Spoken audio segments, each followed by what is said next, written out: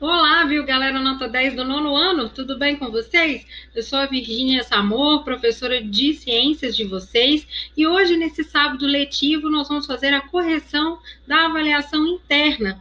Essa avaliação interna teve questões, né, de todas as disciplinas, mas, obviamente, eu vou comentar aqui as questões de ciências, que foram 3 questões.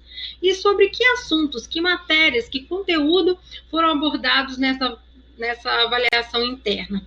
Então, na parte de ciências, gente, o PET 1, ele se baseou principalmente em 2 matérias. Os conteúdos do PET 1, então, tinham 2 matérias que foram cobradas de vocês. Fontes de energia e as mudanças em decorrência da puberdade. Então, vamos falar um pouquinho primeiro, antes de falar da prova em si, vamos fazer uma revisão aí sobre esses 2 conteúdos? Então, vamos lá. Vamos começar, então, com as fontes de energia. E a primeira coisa é que vocês têm que entender que a energia, ela está em tudo que nos rodeia. Por exemplo, hoje estamos cheios de energia.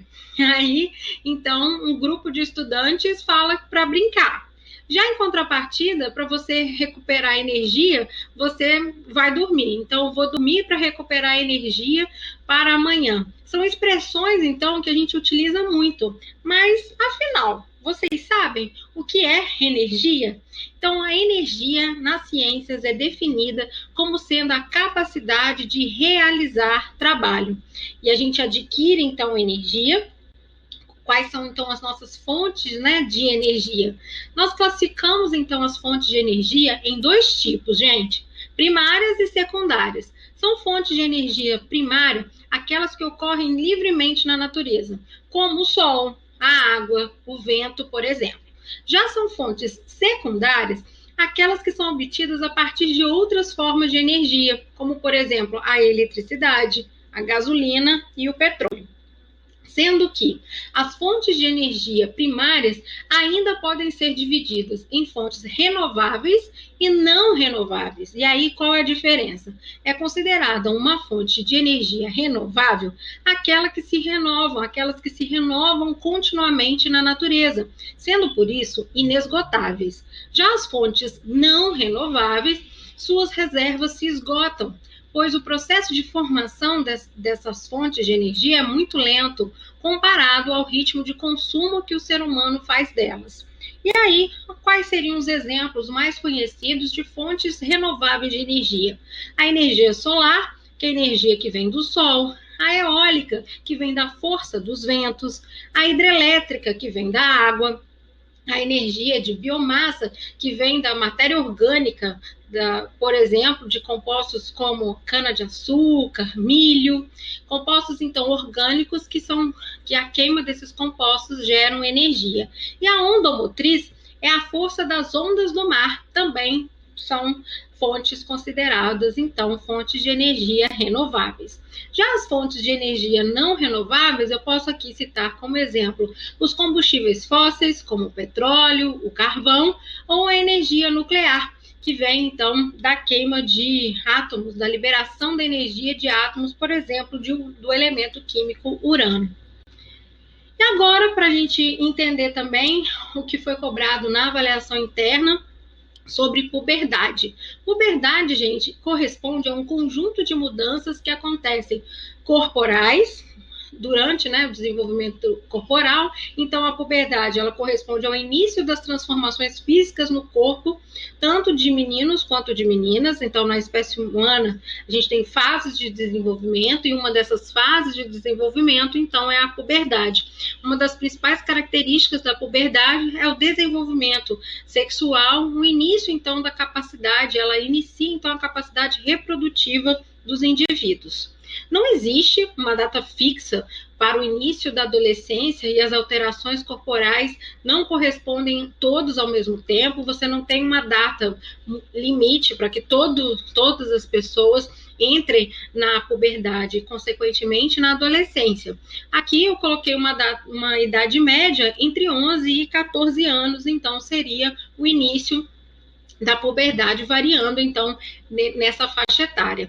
E aí, durante a puberdade, o nosso corpo ele sofre muitas alterações, muitas mudanças, e algumas delas são físicas e mais visíveis do que outras. E todas essas mudanças que acontecem corporais, no caso dos meninos, elas são controladas principalmente pelo hormônio sexual masculino, que é a testosterona. E nas meninas, essas mudanças corporais acontecem controladas principalmente por hormônios também. No caso, o estrógeno e a progesterona são os hormônios relacionados principalmente a essas mudanças corporais na puberdade. Exemplos de mudanças no homem: crescimento do pelo, mudança de voz.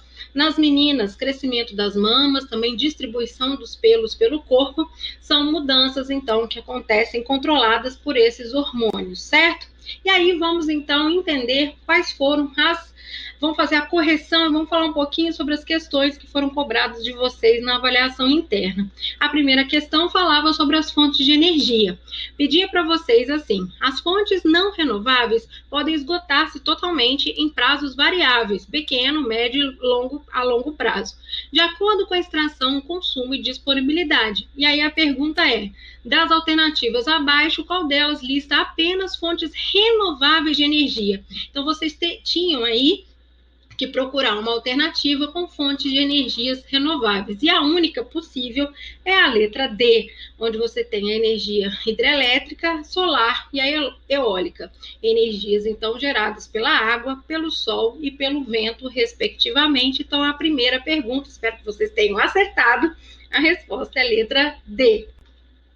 Já a segunda pergunta falava sobre as mudanças durante a puberdade, sobre os hormônios sexuais, e aí perguntava: os hormônios sexuais femininos são responsáveis pelo desenvolvimento das características sexuais secundárias femininas e pelo controle do ciclo menstrual. São hormônios sexuais femininos. Letra A, insulina e glucagon não são nenhum dos dois, eles são hormônios produzidos pelo pâncreas, associados ao controle de açúcar no sangue. Testosterona é masculino, então já aí você já corta. Letra C, progesterona e estrógeno. Opa, gostei dessa resposta. E na letra D tá errado por causa da presença do glucagon. Então, com certeza absoluta, a resposta dessa questão da nossa avaliação interna é letra C, progesterona e estrógeno. Tomara que vocês também tenham acertado essa. E a última questão de ciências da avaliação interna também falava sobre a puberdade, sobre essas mudanças que acontecem no corpo de meninos e meninas. No caso aqui, era falando sobre o ciclo menstrual. Então, no caso, mudanças nas meninas, aí fala que a partir da puberdade, em todos os meses, as mulheres perdem uma pequena quantidade de sangue pelo canal vaginal, o que acontece devido ao rompimento de vasos sanguíneos que proliferam na camada interna do útero, chamada de endométrio. O sangramento é o resultado de um conjunto de fenômenos que ocorrem no organismo feminino, denominado de letra A, com certeza absoluta, ciclo menstrual. Menarca seria a primeira menstruação. Puberdade é o conjunto de todas essas mudanças, né, que acontecem no corpo feminino. E relação sexual não é esse fenômeno que ocorre aí, o sangramento do endométrio. Então, esse sangramento do endométrio é caracterizado, então, mensalmente pelo ciclo menstrual, ok? Então, gente, essa foi a nossa avaliação interna. Espero que vocês tenham se saído bem. Então, um beijo e até a próxima. Se cuidem. Tchau, tchau.